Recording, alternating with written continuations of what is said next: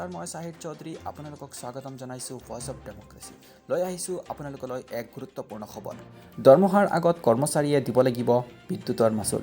যিসকল চৰকাৰী কৰ্মচাৰী বিদ্যুতৰ বিল আদায় নিদিয়ে তেওঁলোকৰ দৰমহা মোকলাই নিদিয়াৰ নিৰ্দেশ দিছিল APCDL। অসম শক্তি বিতৰণ কোম্পানী লিমিটেডে শেহতীয়াকৈ ৰাজ্যৰ অতিৰিক্ত মুখ্য সচিবসকললৈ এক পত্ৰ প্ৰেৰণ কৰি চৰকাৰী কৰ্মচাৰীসকলে বিদ্যুৎ মাচুল পৰিশোধ কৰা প্ৰমাণ পত্ৰ নিদিয়ালৈকে দৰমহা আদায় নিদিবলৈ অনুৰোধ জনাইছে।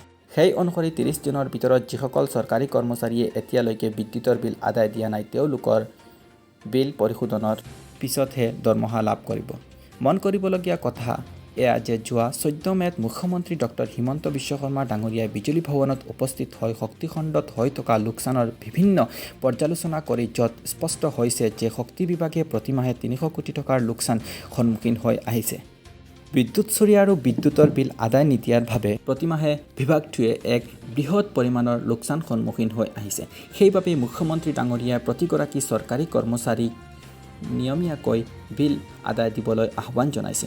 লগতে বিল আদায় নিদিলে দৰমহা দিয়া নহয় বুলি স্পষ্ট কৰিছে। মুখ্যমন্ত্ৰীৰ নিৰ্দেশ অনুসৰি প্ৰতিটো বিভাগে কৰ্মচাৰীসকলে দৰমহাৰ বিল প্ৰস্তুত কৰাৰ সময়ত বিদ্যুতৰ বিল পৰিশোধ কৰাৰ ৰচিদ জমা দিবলৈ নিৰ্দেশ দিছে।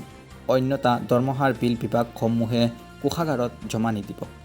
এই নিৰ্দেশনাৰ পিছত যিসকল কৰ্মচাৰীয়ে যোৱা দীৰ্ঘ সময় ধৰি বিদ্যুতৰ মাচুল আদায় দিয়া নাই সেইসকল কৰ্মচাৰীৰ মাজত হুৱাদুৱা লগা পৰিলক্ষিত হয়। ধন্যবাদ।